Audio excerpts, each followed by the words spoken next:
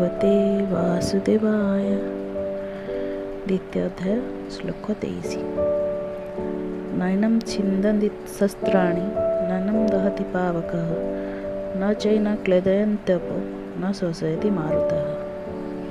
शस्त्र गुड़िक एही शरीर को छेदन करिपारन्ति नहीं, अग्नि एहाकु दहन करिपारे नहीं, जल एहाकु सिक्त करिपारे नहीं एवं वायु एहाकु शुष्क करिपारे नहीं। ଏହି ଶରୀରକୁ ଶସ୍ତ୍ର ଗୁଡ଼ିକ ଛେଦନ କରିପାରନ୍ତି ନାହିଁ, କାରଣ ପ୍ରାକୃତ ଶସ୍ତ୍ର ଗୁଡ଼ିକ ସେ ପର୍ଯ୍ୟନ୍ତ ପହଞ୍ଚି ପାରନ୍ତି ନାହିଁ। ସବୁ ଶସ୍ତ୍ର ପୃଥିବୀ ତତ୍ତ୍ୱରୁ ହିଁ ଉତ୍ପନ୍ନ ହୁଏ। ପୃଥିବୀ ତତ୍ତ୍ୱ ଏହି ଶରୀରଠାରେ କୌଣସି ବିକାର ସୃଷ୍ଟି କରିପାରେ ନାହିଁ। କେବଳ ଏତିକି ନୁହେଁ, ବିକୃତି କରିବା ତ ଦୂରର କଥା, ପୃଥିବୀ ତତ୍ତ୍ୱ ଏହି ଶରୀର ପର୍ଯ୍ୟନ୍ତ ପହଞ୍ଚି ବି ପାରିବ ନାହିଁ। ଅଗ୍ନି ଏହି ଶରୀରକୁ ଦହନ କରିପାରିବ ନାହିଁ, କାରଣ ଅଗ୍ନି ସେ ପର୍ଯ୍ୟନ୍ତ ପହଞ୍ଚି ପାରେ ନାହିଁ। ତେଣୁ ଅଗ୍ନି ତତ୍ତ୍ୱ ଏହି ଶରୀରଠାରେ ଆଦୌ କୌଣସି ପ୍ରକାର ବିକାର ଉତ୍ପନ୍ନ କରିପାରିବ ନାହିଁ। ଜଳ ଏହାକୁ ସିକ୍ତ କରିପାରେ ନାହିଁ, କାରଣ ଜଳ ସେ ପର୍ଯ୍ୟନ୍ତ ପହଞ୍ଚିପାରେ ନାହିଁ। ଜଳ ତତ୍ତ୍ୱ ସେହି ଶରୀରଠାରେ ଆଦୌ କୌଣସି ବିକାର ଉତ୍ପନ୍ନ କରିପାରେ ନାହିଁ। ସେମିତି ବାୟୁ ଏହାକୁ ଶୁଷ୍କ କରିପାରେ ନାହିଁ, ଅର୍ଥାତ୍ ଏହି ଶରୀରକୁ ଶୁଖାଇବାର ସାମର୍ଥ୍ୟ ବାୟୁର ନାହିଁ, କାରଣ ବାୟୁ ସେ ପର୍ଯ୍ୟନ୍ତ ପହଞ୍ଚିପାରେ ନାହିଁ। ବା ବାୟୁ ତତ୍ତ୍ୱ ଏହି ଶରୀରଠାରେ କୌଣସି ପ୍ରକାର ବିକୃତି ଉତ୍ପନ୍ନ କରିପାରେ ନାହିଁ। ପୃଥିବୀ, ଜଳ, ତେଜ, ବାୟୁ ଓ ଆକାଶ ଏହି ପାଞ୍ଚଟିକୁ ମହାଭୂତ କୁହାଯାଏ। ଏଥିମଧ୍ୟରୁ ପ୍ରଥମ ଚାରୋଟି ମହାଭୂତ ଏହି ଶରୀରଠାରେ କୌଣସି ବିକୃତି କରିପାରନ୍ତି ନାହିଁ ବୋଲି ଭଗବାନ କହିଛନ୍ତି, କିନ୍ତୁ ପଞ୍ଚମ ମହାଭୂତ ଆକାଶର କୌଣସି ଚର୍ଚ୍ଚା କରିନାହାନ୍ତି। ଏହାର କାରଣ କୌଣସି କ୍ରିୟା କରିବାର ଶକ୍ତି ଆକାଶର ନାହିଁ। କ୍ରିୟା କରିବାର ଶକ୍ତି କେବଳ ଏହି ଚାରୋଟି ମହାଭୂତଙ୍କର ଅଛି। ଆକାଶ ସବୁକୁ ଅବକାଶ ଦିଏ ମାତ୍ର। ଶରୀର ହେଉଛି ନିତ୍ୟ ତତ୍ତ୍ୱ। ପୃଥିବୀ ପ୍ରଭୃତି ଚାରି ତତ୍ତ୍ୱକୁ ଏଥିରୁ ସତ୍ତା ଓ ସ୍ଫୂର୍ତ୍ତି ମିଳିଥାଏ। ଯେଉଁଥିରୁ ଏହି ଚାରୋଟିକୁ ସତ୍ତା ଓ ସ୍ଫୂର୍ତ୍ତି ମିଳୁଛି, ତାହାକୁ ଏସବୁ ବିକୃତ କରିପାରିବେ କିପରି? ଏହି ଶରୀର ସର୍ବବ୍ୟାପକ ଏବଂ ପୃଥିବୀ ଆଦି ଚାରି ତତ୍ତ୍ୱ ବ୍ୟାପ୍ୟ, ଅର୍ଥାତ୍ ତାହାର ଅନ୍ତର୍ଗତ।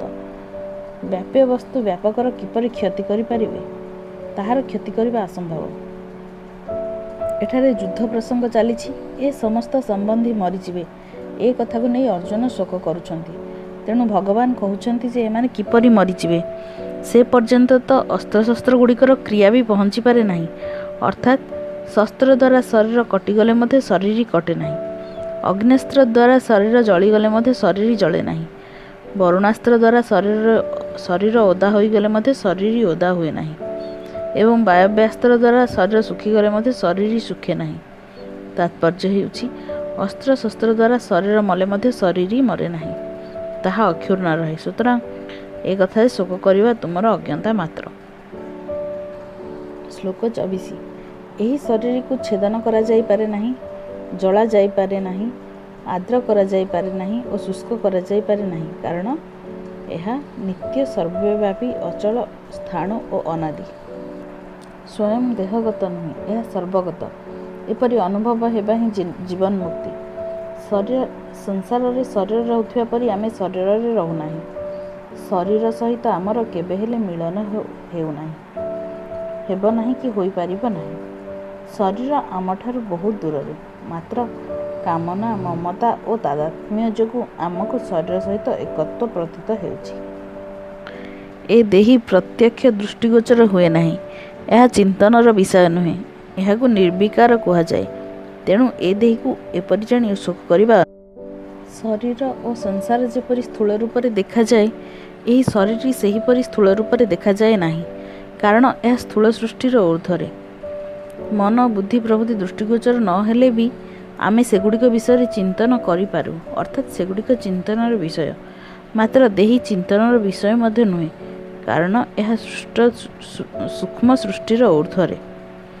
ଏ ଦେହିକୁ ବିକାର ରହିତ କୁହାଯାଏ, ଅର୍ଥାତ୍ ଏଥିରେ କେବେ ତିଳେ ମାତ୍ର ବି ପରିବର୍ତ୍ତନ ହୁଏ ନାହିଁ। ସବୁରି କାରଣ ହେଉଛି ପ୍ରକୃତି। ସେହି କାରଣଭୂତ ପ୍ରକୃତିରେ ମଧ୍ୟ ବିକୃତି ହୁଏ, ମାତ୍ର ଦେହି କାରଣ ସୃଷ୍ଟିରୁ ରହିତ ହୋଇଥିବାରୁ ଏଥିରେ କୌଣସି ପ୍ରକାର ବିକୃତି ହୁଏ ନାହିଁ। ଶ୍ଲୋକ 26। ହେ ମହାବାହୁ, ଯଦି ତୁମେ ଏହି ଦେହିକୁ ନିତ୍ୟ ଜନ୍ମଶୀଳ କିମ୍ବା ନିତ୍ୟ ମରଣଶୀଳ ମାନୁଥାଅ, ତଥାପି ତୁମେ ଏପରି ଶୋକ କରିବା ଅନୁଚିତ। ଯଦିବା ଏହା ସତ୍ୟ ଓ ସିଦ୍ଧାନ୍ତ ଯେ ଦେହି କୌଣସି ସମୟରେ ଜନ୍ମ ହୁଏ ନାହିଁ କି ମରେ ନାହିଁ, ତଥାପି ଯଦି ତୁମେ ସିଦ୍ଧାନ୍ତ ବିରୁଦ୍ଧ କଥା ମାନିନିଅ ଯେ ଦେହୀ ନିତ୍ୟ ଜନ୍ମଶୀଳ ଓ ନିତ୍ୟ ମରଣଶୀଳ, ତେବେ ବି ତୁମେ ଶୋକ କରିବା ଉଚିତ ନୁହେଁ। କାରଣ ଯିଏ ଜନ୍ମ ହୁଏ ସେ ଅବଶ୍ୟ ମରେ, ଆଉ ଯିଏ ମରେ ସେ ଅବଶ୍ୟ ଜନ୍ମ ହୁଏ। ଏହି ନିୟମକୁ କେହି ଏଡ଼ାଇ ଯାଇ ପାରିବେ ନାହିଁ। ମଞ୍ଜିକୁ ମାଟିରେ ପୋତିଦେଲେ ତାହା ଅଙ୍କୁରିତ ହୁଏ ଏବଂ ସେହି ଅଙ୍କୁର କ୍ରମଶଃ ବୃଦ୍ଧିପ୍ରାପ୍ତ ହୋଇ ବୃକ୍ଷରେ ପରିଣତ ହୁଏ। ସୂକ୍ଷ୍ମ ଦୃଷ୍ଟିରୁ ଦେଖିଲେ ସେହି ମଞ୍ଜିଟି କ'ଣ କୌଣସି ମୁହୂର୍ତ୍ତରେ ବି ଏକରୂପେ ଥିଲା?